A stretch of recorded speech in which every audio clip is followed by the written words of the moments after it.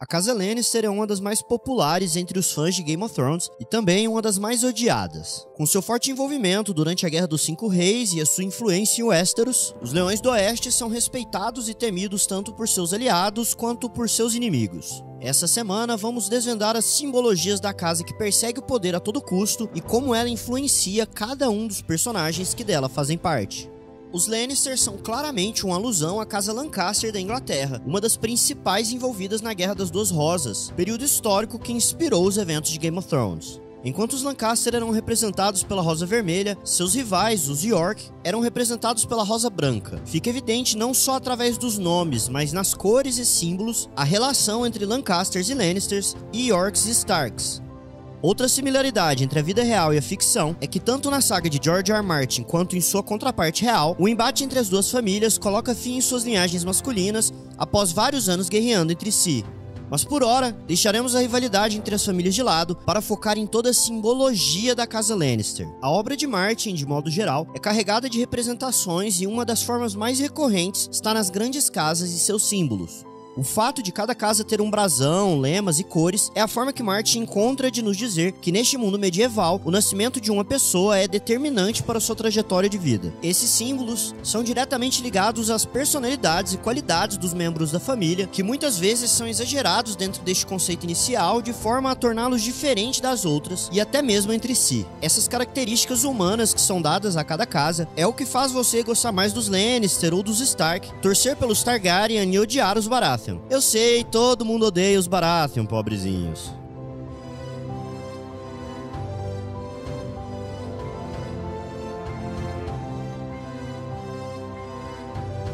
Como já sabemos, o brasão da família Lannister é um leão dourado em um fundo carmesim, e seu lema oficial é Ouça-me Rugir, uma referência ao escudo da casa. O vermelho do brasão reforça a ideia de coragem e agressividade, tendo sido historicamente utilizado por nobrezas e guerreiros. O dourado, porém, não simboliza apenas a evidente riqueza da família. Sua representação nos retrata superioridade e clareza, referenciando também ao sol em inúmeras culturas, um indicativo de como os leões querem ser percebidos pelo mundo ao seu redor. Em resumo, o vermelho e dourado dos Lannister expõe seu desejo de reinar e dominar acima de qualquer outra coisa.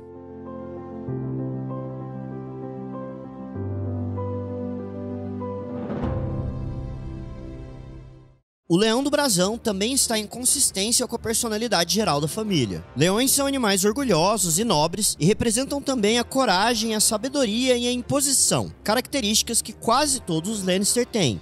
Mas nem tudo o que o leão representa é honrado e glorioso como a Grifinória nos faz pensar. Segura esse crossover, fandom! A estrutura dos bandos de leões permite apenas um macho, que tem como seu único dever proteger os restantes, passando boa parte do seu tempo dormindo, comendo e brigando pela dominância. Basicamente, o leão, apesar de viver em grupo, é individualista e de certa forma egocêntrico. E não, Simba, você não serve de exemplo. Individualismo e egocentrismo são traços recorrentes nas personalidades dos Lannister, assim como a briga pela dominância dentro da família e, pasme, a proteção que tem uns pelos outros quando a ameaça é externa. Em termos de dominância, Tywin, também conhecido como o Leão do Oeste, é definitivamente o melhor exemplo. O Lorde de Casterly Rock está constantemente empurrando suas crias para fora de casa e exigindo que elas tenham uma postura parecida com a sua, estando em constante conflito com Jaime, Cersei e Tyrion a respeito das decisões que são melhores para a família. O orgulho da casa é representado na forma de Jaime, filho pródigo de um dos maiores lords de Westeros, membro da Guarda Real, irmão da rainha, habilidoso com a espada e bonitão pra caramba. Jaime é o que todo garoto do continente, seja ele pobre ou rico, sonha em se tornar quando adulto. Sua pomba nos é mostrada na segurança que ele mesmo tem com relação às suas habilidades, e em seus vários combates, na forma com que fala e age, e até mesmo ao ser capturado por subestimar Robb Stark, imaginando que um rapaz tão jovem jamais fosse capaz de vencê-lo em batalha. Cersei, de todos os quatro, é a representação do individualismo. Desde pequena, ela demonstra o desejo de ser superior aos outros e mesmo após se tornar rainha, suas decisões são quase sempre baseadas em suas vontades. Sua proteção pelos filhos não é somente pelo fato de ser mãe, mas também pelo fato de que são parte dela, algo que podemos enxergar até mesmo em seu relacionamento com o irmão gêmeo, a quem ama principalmente pelo fato de serem parecidos, em uma clara demonstração de narcisismo e amor próprio exagerado. Se analisarmos com cuidado, absolutamente tudo com que Cersei se importa tem alguma ligação direta com ela própria. Mas e o Tyrion? Vocês devem estar se perguntando. Bom, Tyrion representa todas essas características e representa também a negação de todas elas. O anão mais odiado de Westeros está constantemente brigando com os irmãos e o pai pela dominância da família, é orgulhoso de suas habilidades mentais e de sua linhagem, assim como Jaime, e é individualista e egocêntrico exatamente como Cersei. Mas acima de tudo, Tyrion gradativamente abandona cada uma dessas características, se tornando cada vez mais a pária que seu pai sempre disse que era.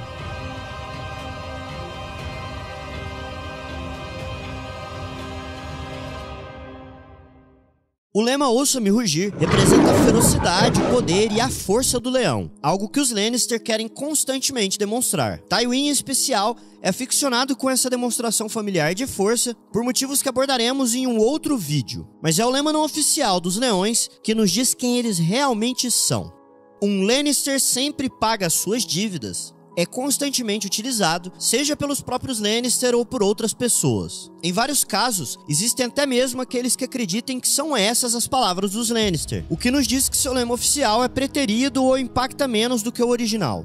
E isso, acompanha o raciocínio aqui comigo, nos diz ainda mais sobre o que os Westerosi pensam a respeito dos Lordes do Rochedo. Veja bem, esse segundo lema deriva do fato de que a família é muito rica e que ao longo de sua existência percebeu que sempre pagar as suas dívidas lhe dava uma espécie de crédito social. Não são poucas as instâncias em que vemos Tyrion, Cersei ou Jaime utilizarem-se da fama de bons pagadores para navegarem através dos tempos difíceis.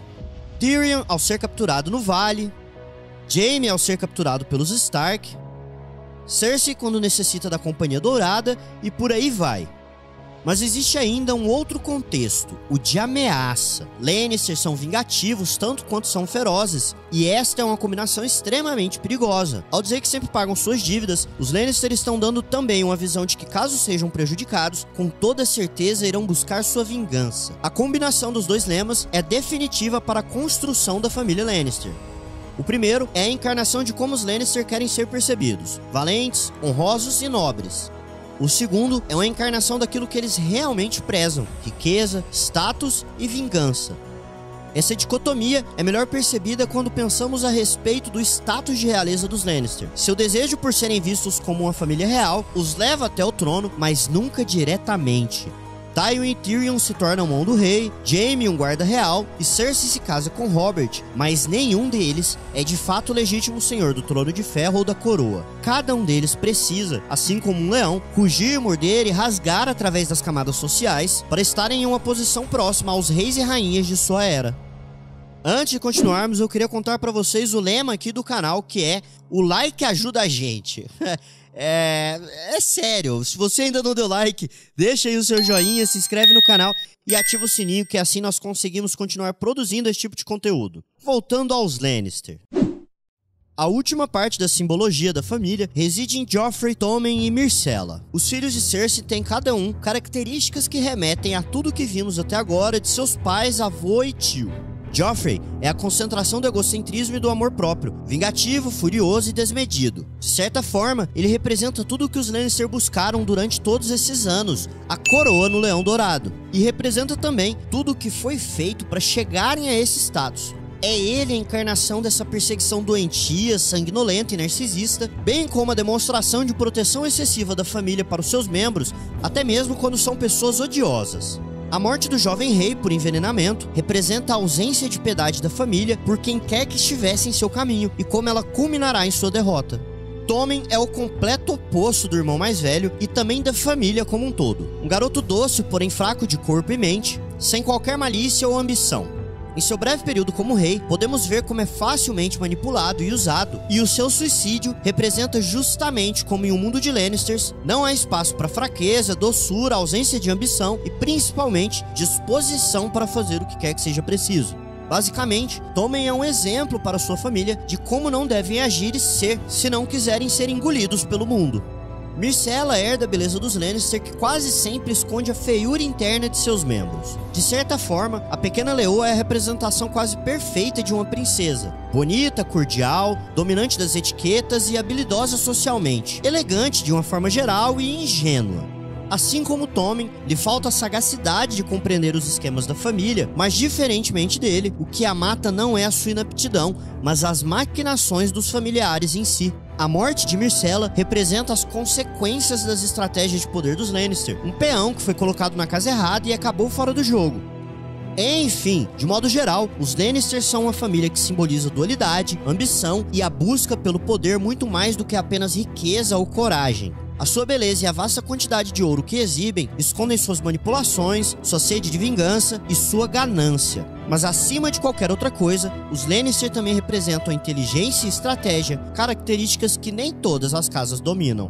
Se vocês têm alguma dúvida, correção ou sugestão, ou mesmo se discordam de alguma coisa que foi dita nesse vídeo, deixa aí nos comentários que eu prometo pagar as minhas dívidas. A gente se vê no próximo vídeo. Tchau!